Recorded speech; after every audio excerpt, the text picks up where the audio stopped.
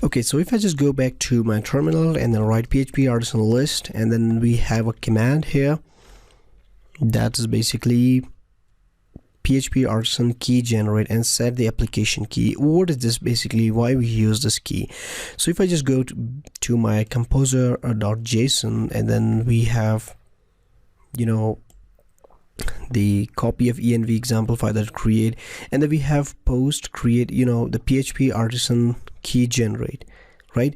So if I just go to my .env file, that's environment file that we will be discussed.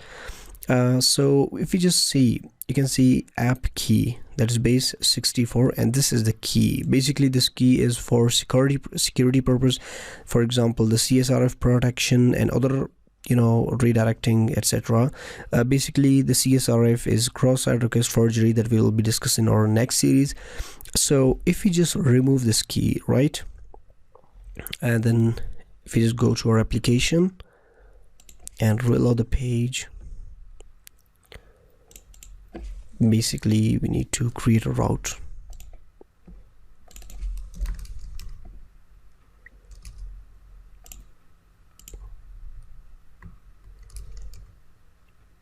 Okay, so let me just exit the artisan and then say php artisan serve again and reload the page.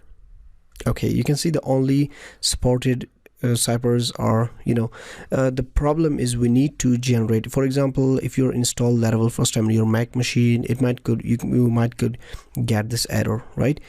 To avoid this error, or if you want to solve this error, simply we need to say php artisan key and then generate.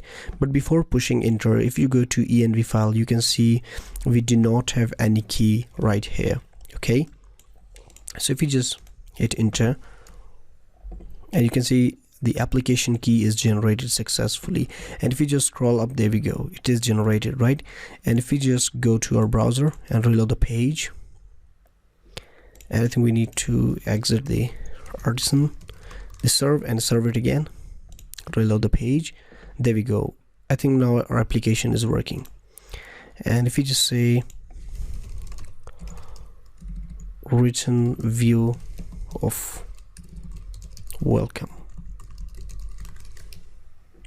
and we will discuss what views are. Okay, so this was just introduction to the key generate, right?